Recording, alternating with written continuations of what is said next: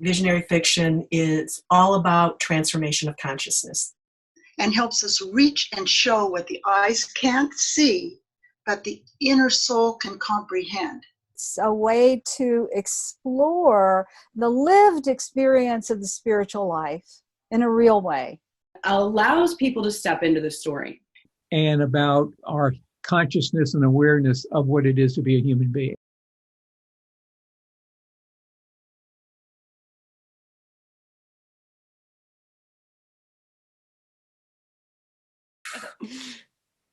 Welcome one and all to the Visionary Fiction Author Interview Series with your host, Aaron Yeagle. That would be me. Sponsored by the Visionary Fiction Alliance, whose mission is to, among other things, help readers discover, explore, and enjoy visionary fiction, and be a place where readers can find visionary fiction books and engage in discussion with the authors. This week's interview is with Shytei Corellian. There she is, right over there. With writing as her life, jobs became necessary hobbies. We all know that, don't we? From barista to ski lift operator, firefighter to martial arts instructor, she's traveled from state to state, job to job. The only constant, a pet laptop, and her writing, of course. She is a Qigong and meditation instructor and holds a bachelor's in spiritual counseling and a master's in metaphysical science. Wow. Author of the award-winning short, The Wolves, she is also the writer of an original feature-length screenplay and 2 adaptions, documenting memories of past lives in novel form. She is the author of 4 novels to be released on Vizia, the Leader of Legend saga, beginning with Wing and Nian arriving in May. Well, hello, Shytei. Hello. Happy to be here. Thank you for having me. I'm glad you're here. So I always start the interview with that daunting question. What is visionary fiction? Our readers want to know. Oh boy. I do get asked that a lot when they say, what kind of writing do you do? What genre? And I say visionary fiction. I always get the pause and then the, what is that? In anticipation of answering that question, I ran different scenarios around in my brain. But what I found worked the best for me just came to me one day. And that was that we have so much dystopian and apocalyptic fiction, apocalyptic movies out there. To me, visionary fiction is the opposite of that.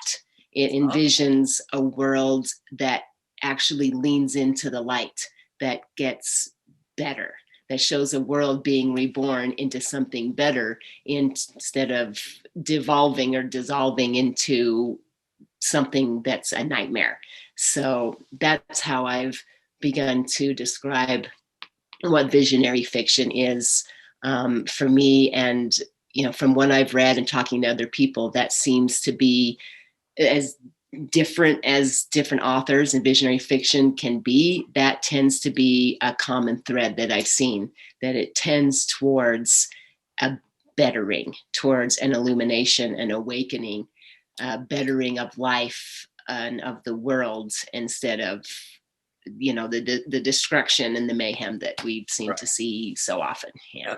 That's a really good definition in my view. It's all about the transformation, the evolution or transformation upwards, enlightenment, of the characters of the world. So yeah, I like that definition. It's a very good one. Yeah. So rumor has it that the Leader of Legend saga is not necessarily just a work of fiction. Yeah, that's very, as a kid, I figured out pretty quickly, because I told the truth, and I figured out pretty quickly that wasn't working so well for me. So I started to essentially just let the lie stand that I wrote fiction and that I had a wonderful imagination.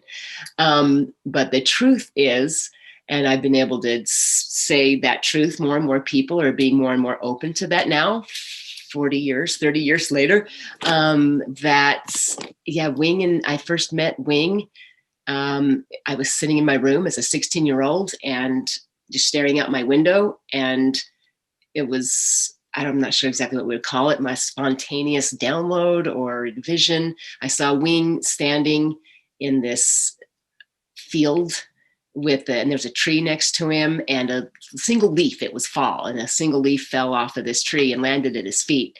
And when that happened, I kind of did the pull back, almost like when you're in your astral body and you can take in a much broader, view of whatever it is you're looking at.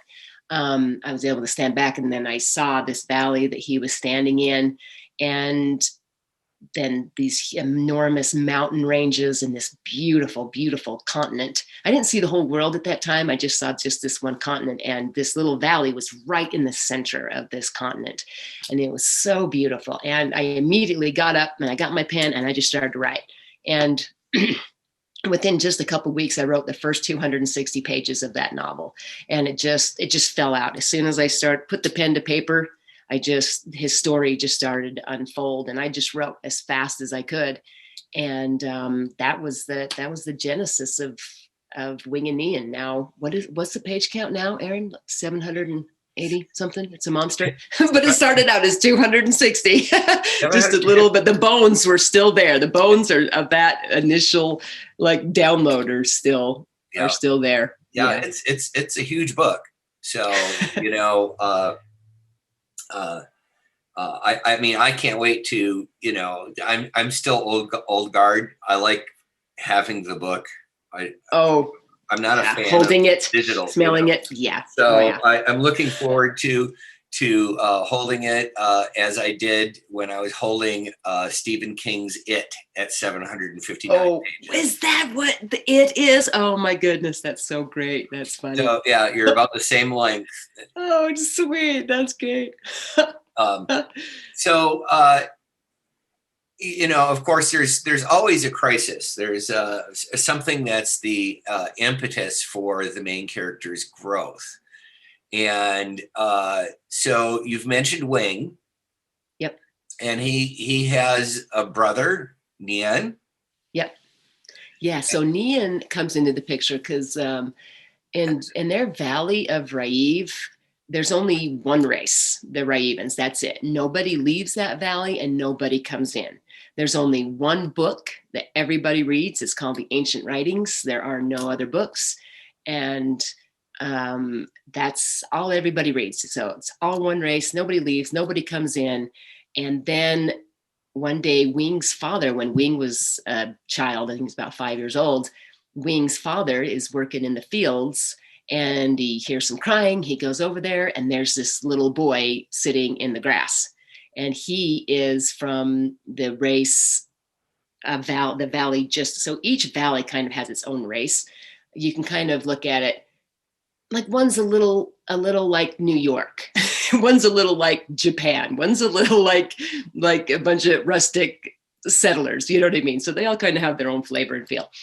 The Preak people, Preak, they live down on the coast, and their skin, I don't know how to describe it. It's like, well, I described it in the book as moonlight on water. So kind of a black skin, but iridescent, almost looks like an oil slick.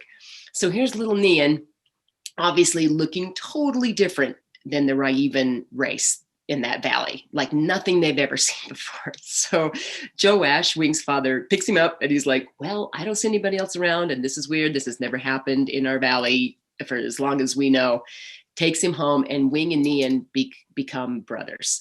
And in the book, I do describe it as closer than brothers. And they are two parts of the same soul. And that plays out through the entire novel. And they find out later that they were meant, Neon was meant to be introduced into the valley so that he and Wing could meet again. And they grow up as brothers. And as brothers, they end up changing the course of not only their little valley, but that entire continent. So. Wow. So now this is a 4-book series. So, in this first one, in the Wing and Nian description, you say that their world is torn apart. Yeah. So tell us about that. Yes. So the people, the Raivens, believe that there will be a leader of legend. It's a very, like Christ-like type idea that they have, that this person will come in and save them all from their troubles, or from this threat that the ancient writings, their one book that they all read, says will come. And they all believe that this leader of legend is Wing. And Wing, of course, doesn't want it. Think of Joseph Campbell's, hero journey. Wing, at first, he's like, that is not me. I just want to tend my fields. I just want to be left alone. Nian is actually more of a leader than Wing is. Nian, he's an adventurer, an explorer. He's a teacher. So, there's kind of that struggle with their people and them.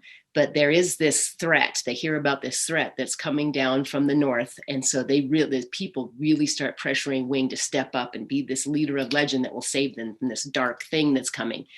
Well, that dark thing does arrive. And in one night, essentially their entire valley and their people,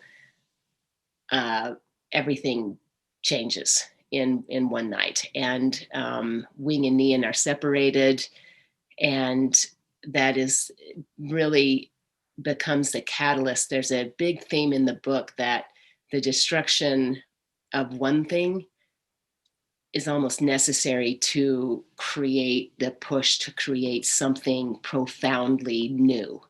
And what Wing and Nian go through is horrible, and I would never wish it upon anyone, but it is the catalyst that pushes them into creating a whole new world, not just for their own people and their valley, but for the entire continent.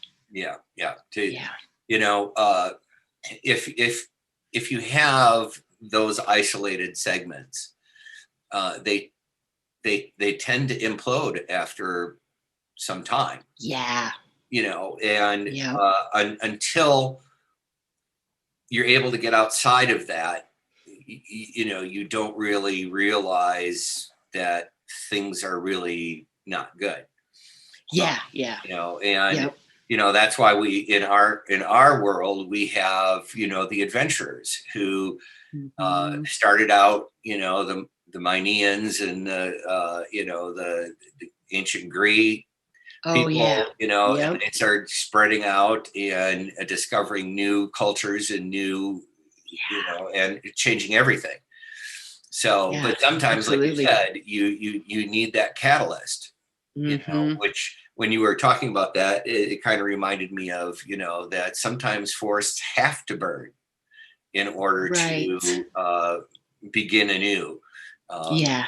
Absolutely. When I was working up in Jackson Hole for a couple summers, and it was right after those the huge Yellowstone fires, and it was so depressing and so sad, to just see all of these incredible forests just burned.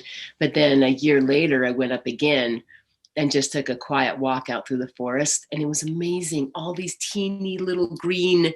You know what I mean? Yeah. And the forest was coming back, and it, more beautiful. I mean, better than ever. So pretty. So yeah, I have one of my mantras is the worst thing always turns out to be the best thing if you give it enough time. So yeah. That old silver lining in the cloud. Yeah. So in the end of the novel, what is kind of like the lesson that Wing has learned, or maybe both Wing and Nian? Wing and Nian. That's what people think, the way people think something is supposed to come about is rarely the way it actually does, but it always works out for the best. Yeah. And there's a lot of little lessons. Yeah, I know a lot of course. people that have read it, they take their own things, but I think if I was going to look at it, you know what I mean, kind of from my perspective, there's always the really big theme of what you were born to do and who you were born to be, and staying true to that, no matter what kind of pressure cooker you're put in to be something else, of being true to who you are, and sticking with that.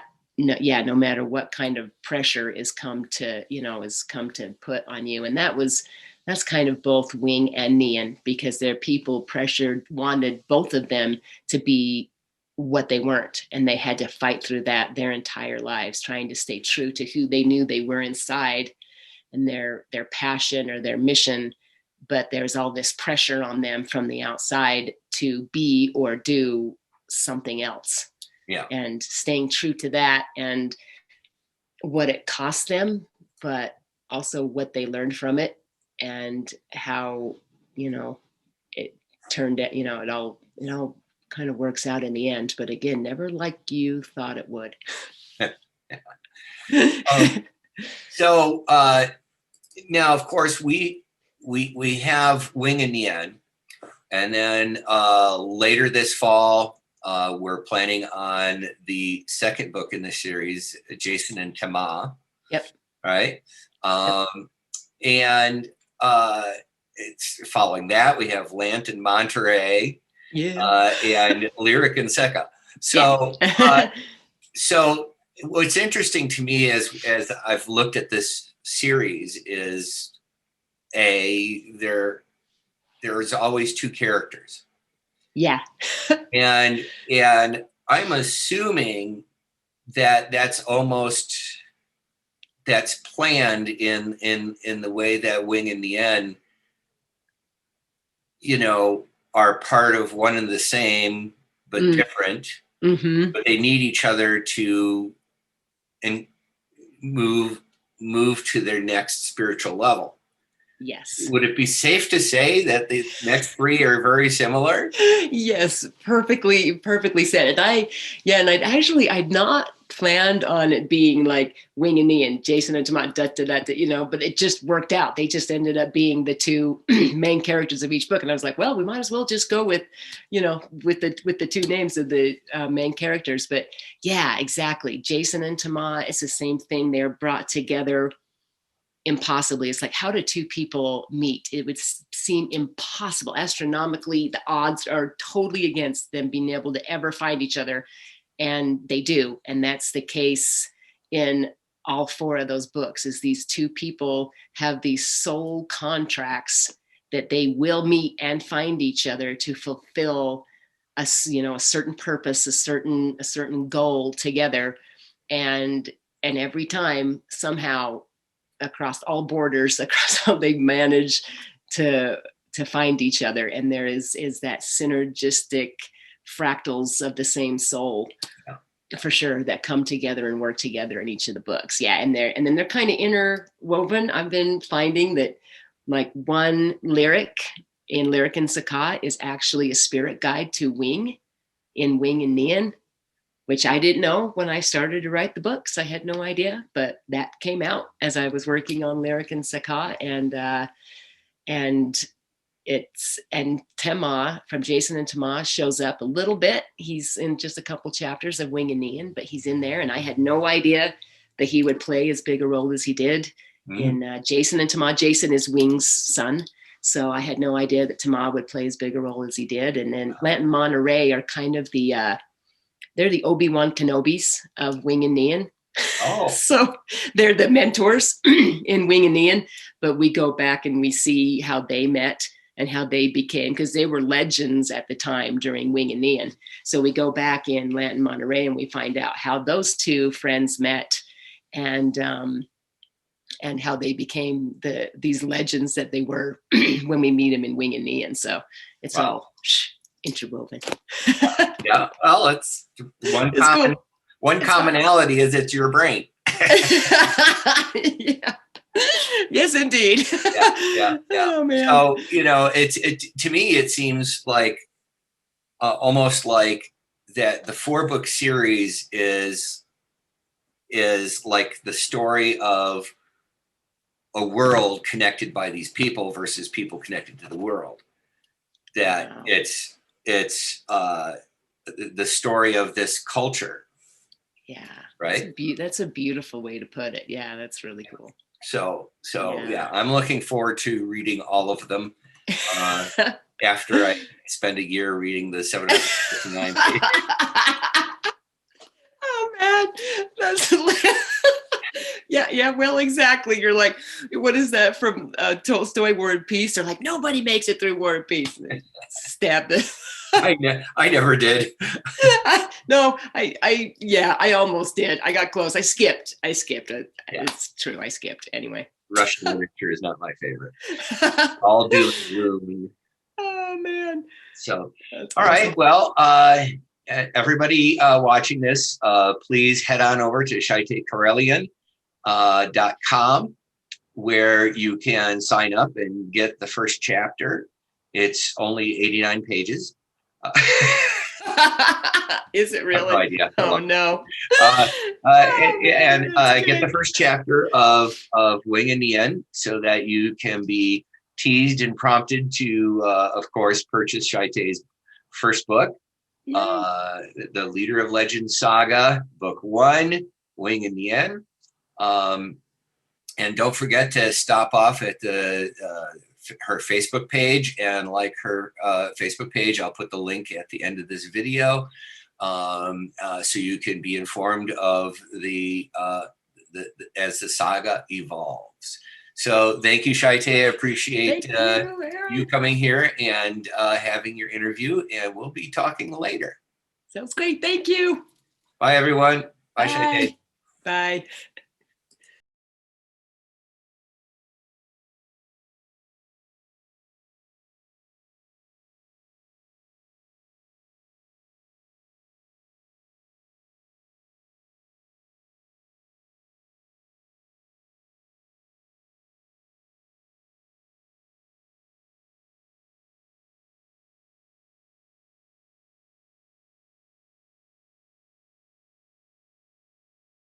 Have mercy. That's awesome. Oh, I see it. There it is, recording.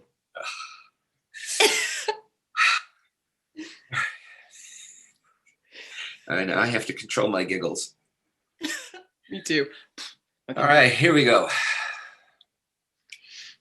Welcome, one and all, to the Visionary Fiction Author Interviewee.